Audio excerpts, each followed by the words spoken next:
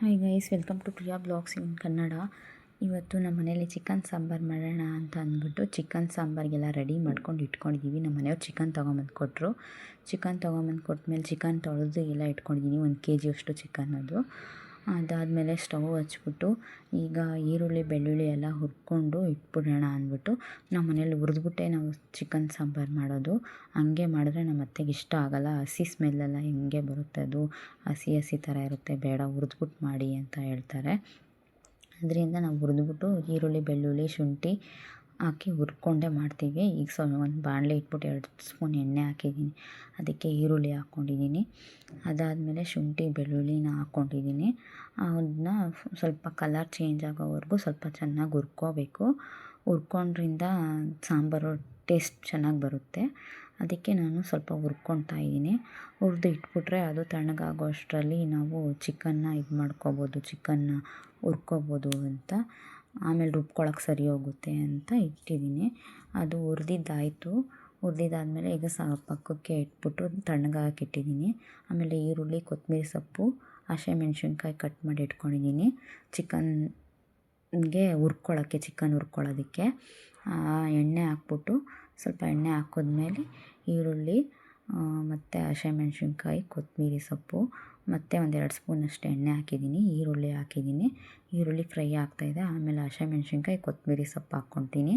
ಹಾಕಿದ್ಮೇಲೆ ಅದು ಹುರ್ಕೊಳ್ತಾ ಇರುತ್ತೆ. ಹುರಿದು ಸ್ವಲ್ಪ ಅದು ಕಲರ್ ಚೇಂಜ್ ಆಗಬೇಕು. ಕಲರ್ ಚೇಂಜ್ ಆದಮೇಲೆ ಚಿಕನ್ ಹಾಕ್ಕೋಬೇಕು. ಇಲ್ಲಾಂದರೆ ಈರುಳ್ಳಿ ಹಸಿ ಥರನೇ ಇರುತ್ತಲ್ಲ, ಅದಕ್ಕೆ. ಅದು ಕಲರ್ ಚೇಂಜ್ ಆಗ್ತಾಯಿದೆ ಅನ್ನುವಾಗ ಚಿಕನ್ ತೊಳೆದಿಟ್ಟಿರೋಂಥ ಚಿಕನ್ನ ಹಾಕ್ಕೊಳ್ಳೋಣ ಅಂತ ಈಗ ಚಿಕನ್ ಹಾಕ್ಕೊತೀನಿ. ಚಿಕನ್ ಹಾಕ್ಕೊಂಡು ಅದನ್ನು ಚೆನ್ನಾಗಿ ಫ್ರೈ ಮಾಡ್ಕೋಬೇಕು. ಅದು ಫುಲ್ಲು ನೀರು ಬಿಟ್ಕೋಬೇಕು. ನೀರು ಬಿಟ್ಕೊಂಡು ನೀರೆಲ್ಲ ಎಳ್ಕೋಬೇಕು. ಮತ್ತು ನೀರು ಅದು ಅಲ್ಲಿವರೆಗೂ ಚೆನ್ನಾಗಿ ಚಿಕನ್ನ ಹುರ್ಕೋಬೇಕು. ಸ್ವಲ್ಪ ಅರಶಿನದ ಪುಡಿನೂ ಹಾಕಿ ಚೆನ್ನಾಗಿ ಹುರ್ಕೋಬೇಕು.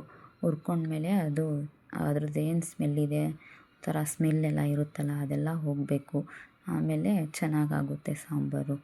ಅದಕ್ಕೆ ಚೆನ್ನಾಗಿ ಹುರ್ಕೊಳ್ಳೋಣ ಅಂತ ಅಂದ್ಬಿಟ್ಟು ಅದು ಹುರಿತಾ ಇದ್ದೀನಿ. ಹುರಿದಾದ್ಮೇಲೆ ಅದು ಉರಿತಾ ಇರುತ್ತೆ. ಆಮೇಲೆ ನಾವು ಈ ಕಡೆ ರುಬ್ಕೊಳ್ಳೋಕ್ಕೆ ಸ್ಟಾರ್ಟ್ ಮಾಡ್ಬೋದು. ಚಿಕನ್ನು ಇವಾಗ ಉರಿತಾ ಇದೆ. ಇವಾಗ ಒಂದು ಜಾರ್ ತಗೊಂಡು ಇವಾಗ ಫಸ್ಟ್ ಏನೇನು ರುಬ್ಕೋಬೇಕು ಅಂತ ತೋರಿಸ್ತೀನಿ ನೋಡಿ. ಇವಾಗ ಈರುಳ್ಳಿ ಬೆಳ್ಳುಳ್ಳಿ ಶುಂಠಿ ಅದನ್ನ ಹುರ್ಕೊಂಡಿದ್ನಲ್ಲ, ಎಣ್ಣೆಲಿ ಫ್ರೈ ಮಾಡಿ ಇಟ್ಕೊಂಡಿದ್ನಲ್ಲ, ಅದನ್ನು ಒಂದು ಮಿಕ್ಸಿ ಜಾರಿಗೆ ಹಾಕ್ಕೋಬೇಕು. ಹಾಕ್ಕೊಂಡಾದ್ಮೇಲೆ ಆಮೇಲೆ ಸ್ವಲ್ಪ ಖಾರದ ಪುಡಿ, ಧನಿಯಾ ಪುಡಿ, 1-2 ಸ್ಪೂನ್ ಖಾರದ ಪುಡಿ, ಒಂದು 2-2.5 ಸ್ಪೂನಷ್ಟು ಧನಿಯಾ ಪುಡಿ ಹಾಕ್ಕೊಂಡಿದ್ದೀನಿ. ಅದನ್ನು ಹಾಕ್ಕೊಂಡು ಇದನ್ನು ರುಬ್ಕೊಂಡ್ಬಿಡ್ಬೇಕು. ರುಬ್ಕೊಂಡ್ರೆ ಇದನ್ನು ಸಪ್ರೇಟಾಗಿ ರುಬ್ಬಿ ಇಟ್ಕೋಬೇಕು. ಆಮೇಲೆ ನೆಕ್ಸ್ಟು ಬೇರೆನೂ ರುಬ್ಕೋಬೇಕಾಗುತ್ತೆ. ಇದನ್ನು ರುಬ್ಕೊತಾ ಇದ್ದೀನಿ. ರುಬ್ಕೊಂಡಾದಮೇಲೆ ಒಂದು ಬಟ್ಲಿಗೆ ಹಾಕ್ಕೊಂಡು ಇಟ್ಕೊತೀನಿ. ಬಟ್ಲಿಗೆ ಹಾಕ್ಕೊಂಡು ಇಟ್ಕೊಂಡಾದಮೇಲೆ ಇದು ಮತ್ತು ಸಾಂಬಾರು ಚಿಕನ್ ಹುರಿತಾ ಇರ್ತೀವಲ್ಲ, ಆ ಚಿಕನ್ಗೆ ಹಾಕ್ಕೊಂಬಿಡ್ಬೇಕು. ಹಾಕ್ಕೊಂಡಾದಮೇಲೆ ಇದನ್ನು ಸ್ವಲ್ಪ ನೀರು ಹಾಕ್ಬಿಟ್ಟು ಫುಲ್ ಮಿಕ್ಸ್ ಮಾಡಿ ಬೇಯೋದಕ್ಕಿಡಬೇಕು. ಚಿಕನ್ ಚೆನ್ನಾಗಿ ಹುರ್ಕೊಂಡಿದ್ದೀವಿ. ಅದಾದಮೇಲೆ ಇದನ್ನು ಹಾಕ್ಬಿಟ್ಟು ಹುರಿತಾ ಇದ್ದರೆ ಇದನ್ನು ಬೇಯ್ತಾ ಇರುತ್ತೆ. ಇದು ಬೇಯ್ತಾ ಇರಬೇಕಾದ್ರೆ ಈಗ ನೆಕ್ಸ್ಟು ಇನ್ನೊಂದು ಮಸಾಲೆ ರೆಡಿ ಮಾಡ್ಕೋಬೇಕು. ಅದು ತೆಂಗಿನಕಾಯಿ, ಸ್ವಲ್ಪ ಕಡಲೆ, ಆಮೇಲೆ ಗಸಗಸೆ, ಚಕ್ಕೆ, ಲವಂಗ, ಆಮೇಲೆ ಕೊತ್ತಂಬರಿ ಸೊಪ್ಪು ಇಷ್ಟನ್ನು ಹಾಕ್ಕೊಂಡು ಇವಾಗ ರುಬ್ಕೋಬೇಕು. ಹಾಕ್ಕೊಂಡು ರುಬ್ಕೊಂಡ್ಮೇಲೆ ಆಮೇಲೆ ಅದಕ್ಕೆ ಹಾಕಬೇಕು. ಫಸ್ಟು ಕಾಯಿನ ಪುಡಿ ಮಾಡ್ಕೊಂಬಿಡೋಣ. ಕಾಯಿ ಇಲ್ಲಾಂದರೆ ಫುಲ್ ಸಣ್ಣ ಆಗೋಲ್ಲ ಅಂದ್ಬಿಟ್ಟು ಫಸ್ಟ್ ಕಾಯಿನ ಪುಡಿ ಮಾಡಿಕೊಂಡೆ. ಅದಾದಮೇಲೆ ಇದನ್ನು ಮಿಕ್ಸಿಗೆ ಹಾಕ್ಕೊಂಬಿಡೋಣ ಅಂದ್ಬಿಟ್ಟು ಮತ್ತೆ ಇದನ್ನೆಲ್ಲ ಹಾಕ್ತಾಯಿದ್ದೀನಿ. ಚಕ್ಕೆ, ಲವಂಗ, ಕಡಲೆ, ಕೊತ್ತಂಬರಿ ಸೊಪ್ಪನ್ನ ಇದನ್ನು ಹಾಕ್ಕೊಂಡು ರುಬ್ಕೊಂಡ್ರೆ ಬೇಗ ಸಣ್ಣಕ್ಕಾಗುತ್ತೆ.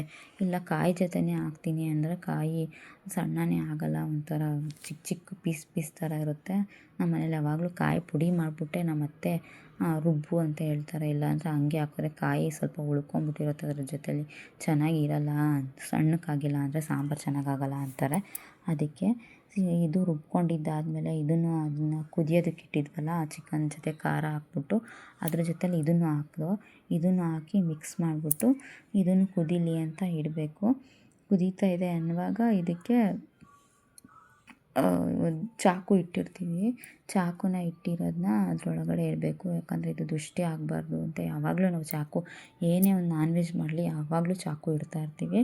ಮತ್ತು ಏನಾದ್ರು ದೃಷ್ಟಿ ಆಗಿದ್ರೆ ದೃಷ್ಟಿ ಎಲ್ಲ ಹೋಗುತ್ತೆ, ಇಲ್ಲಾಂದರೆ ಹೊಟ್ಟೆ ನೋವು ಬಂದುಬಿಡುತ್ತೆ, ಕಾಲು ಧೂಳೆಲ್ಲ ಆಗಿರುತ್ತೆ ಚಿಕನ್ ತೊಗೊಳ್ಬೇಕಾದ್ರೆ ಎಲ್ಲ. ಎಷ್ಟೊಂದು ಜನ ಎಲ್ಲ ನೋಡಿರ್ತಾರಲ್ಲ ಅಂತ ಅವ್ರು ಅದಕ್ಕೆ ಚಾಕು ಇಡಿಸ್ತಾರೆ. ಅದಾದಮೇಲೆ ಉಪ್ಪು ರುಚಿಗೆ ತಕ್ಕಷ್ಟು ಉಪ್ಪು ಹಾಕ್ಕೊಳ್ತಾ ಇದ್ದೀವಿ. ಹಾಕ್ಕೊಂಡು ಮಿಕ್ಸ್ ಮಾಡ್ಕೊಂಬಿಡಬೇಕು. ಮಿಕ್ಸ್ ಮಾಡ್ಕೊಂಡಾದಮೇಲೆ ಸಾಂಬಾರು ಚೆನ್ನಾಗಿ ಕುದೀತಾ ಇರುತ್ತೆ. ಕುದಿಬೇಕಾದ್ರೆ ಸರಿ ಕುದೀಲಿ ಅಂದ್ಬಿಟ್ಟು ನಾನು ಬಿಟ್ಟಿದ್ದೆ. ಕುದೀತಾ ಇತ್ತು ಚೆನ್ನಾಗಿ, ತುಂಬ ಚೆನ್ನಾಗಾಗಿತ್ತು ಸಾಂಬಾರು. ನನ್ನ ವೀಡಿಯೋ ಇಷ್ಟ ಆಗಿದ್ರೆ ಲೈಕ್ ಮಾಡಿ, ಸಬ್ಸ್ಕ್ರೈಬ್ ಮಾಡಿ. Thank you for watching.